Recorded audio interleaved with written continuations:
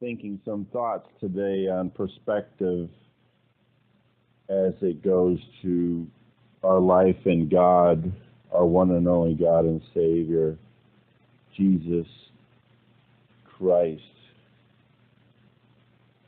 our Messiah, our everything.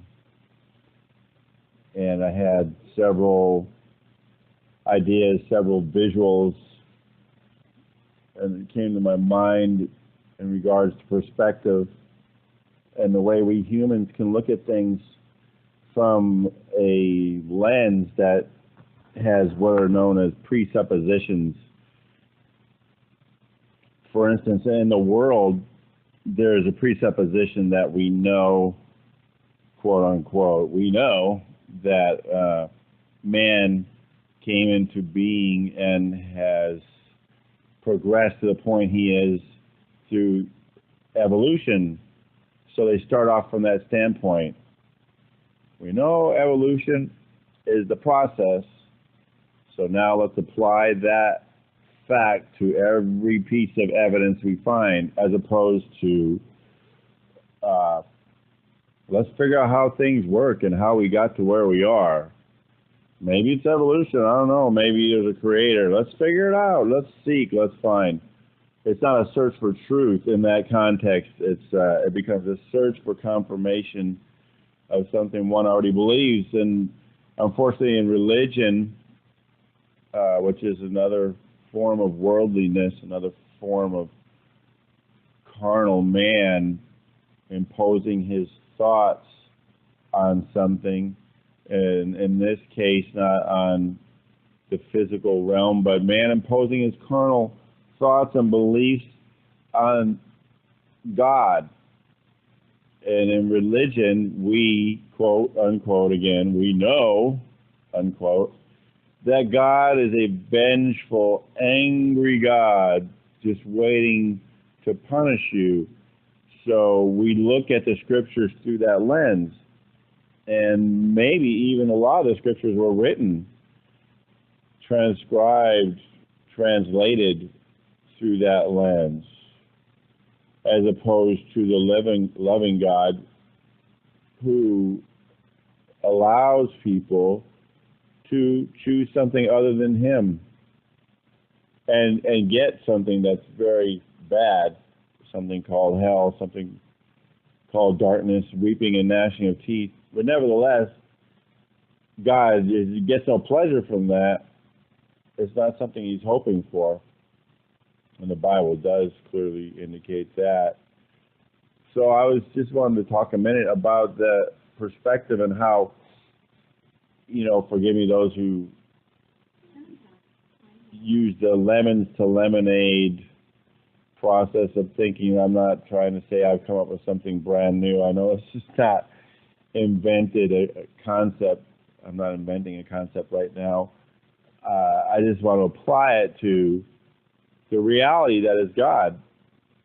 For he stood here in the flesh and told us, I am the truth.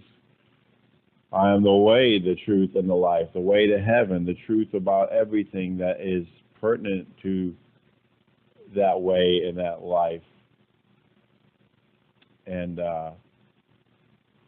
so it's extraordinarily important to really understand what he's saying, because there's only one truth. There's many interpretations, but there's only one truth. So you can say, for instance, if you tear a plant out of the ground, let's say, you grabbed it at the base and you yanked it out of the ground and flipped it upside down and held out those roots and the dirt that's clumped to them and the bugs and the worms and everything that's hanging on and working and living and doing what it's doing, and say, there's a flower. Look at it. You say you love flowers? Well, there it is. That's what flowers are. And to a certain extent, you could say it's true, because without that, all that, even including the bugs and the worms and certainly the dirt and the roots, the flower would never be. But that's not the essence of the flower. And I'm not comparing God to the flower or the plant. I'm comparing us to that, in that God does not look at us, flip us upside down or inside out maybe, and look at the roots of your heart with all that dirt and bugs and worms crawling around and go, look, that's who you are. Clean it up, you disgusting thing. He looks on the reflection that hopefully someday we will reflect, that is being Him, and says, I love you. I made you. I made you to be beautiful, and you're beautiful in my sight. And you are my flower. But you have things going on, and that's real, and I don't deny that, but that's not who you are. It's not the essence of who you are. Who you are is mine. You're my child. You're my son. You are my daughter. You are the one that I am using all that dirt and bugs and worms and roots through my work and your trust to turn into this beautiful flower. So don't focus on all that. Focus on me. Focus on who I am and my great love for you, my great acceptance, and my hands will do what only they can do. You're not going to change anything to try to be good, and you're not going to change anything through constantly confessing how bad you are. This is not something that's going to happen through your pride or your guilt. It's simply going to happen through trusting in me and knowing how much I love you. And you're never going to trust in that perfectly. So now you might say, well, Mark, geez, then who can be saved? There's another way of asking who can be saved. The disciples asked when they saw that the rich man couldn't be saved. They thought the rich man was blessed because he was a good person. And that's what God does. He blesses good people. In this case, I just said, well, who can have perfect faith? And it requires faith to be saved. It requires faith for God to come and live in you. But part of the faith is acknowledging it. God, I don't trust you. I don't, but I know I need to. I know you're my only hope. And I know that sounds like an oxymoron, contradiction, however you want to put that. But it's not. That's the capability we humans have. We have something that's called co-perception. Doesn't make us two people. We are not a conglomeration of people, just like our God is not. Our God is not a conglomeration of people. He's an individual.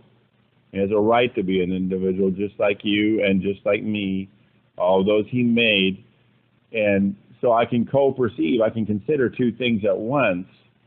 And in a way, I can be two things at once. God can be very angry and yet very merciful. Doesn't mean He's confused. It doesn't mean He's a schizophrenic. It just means that He knows that we deserve certain things, but He desires other things for us. He desires mercy for us. And so I can look at myself, so to speak, and say, well, I know I need to trust God. I will choose to trust God. Even before I fully trust in Him, I've made that choice.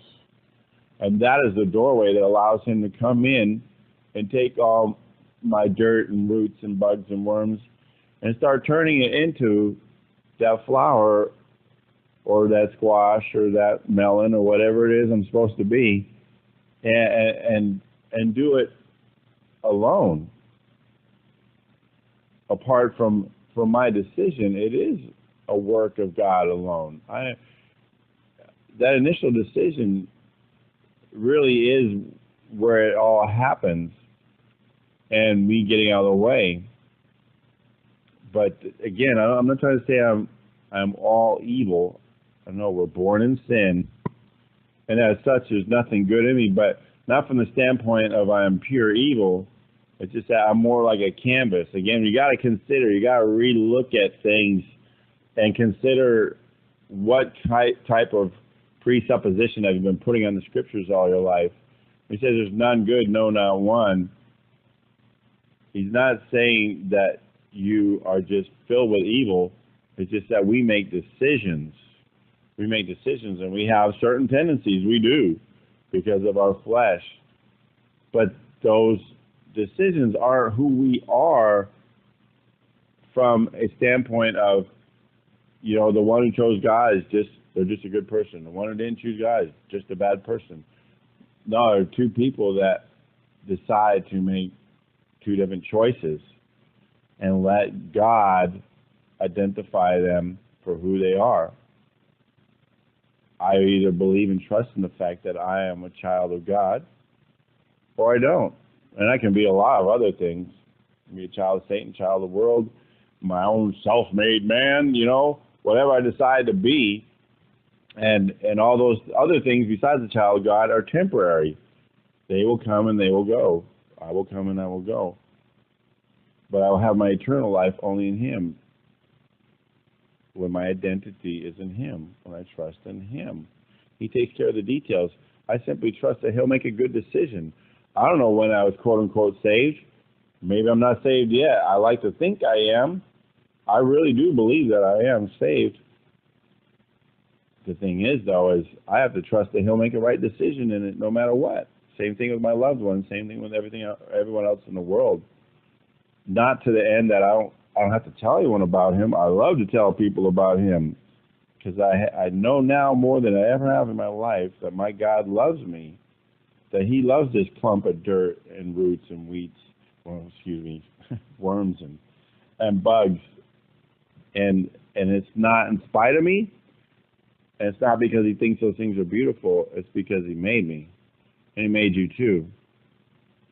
And this little talk is just for you to consider that your God loves you, and look at the scriptures through that lens, look at the world through that lens, and start to realize that it isn't what you thought it was. It isn't what they told you. He's not the big boogeyman in the sky with a stick in one hand and the basket of blessings in the other, waiting to smack you or bless you according to your behavior. He is your Father, and He knows absolutely what's best for you in everything. And He's already given you everything. But you've been lied to from the moment you were born. And you've been told that if you want flowers, you better go out and get some. You better go out and pick some. You better go out and plant some. And in the context of religion, you better do this and do that, and don't do that, and don't do that. It's all about you. Either way, the world or religion, it's all about you. It's all about the individual. What do I do to obtain what I want and to avoid what I don't want? What do I do, not do? That's religion. A life in God is, thank you, Jesus. You are my God. You did everything. Bless your holy name. Bless you. I just want to know you more. And for the rest of my life, that's what I'm going to do. I'm going to learn of you more. I'm going to rest in that love. And whenever I get an opportunity and you guide me, I'm going to tell people about you. Because all I know is you are good. Thank you, Jesus. In Jesus' name.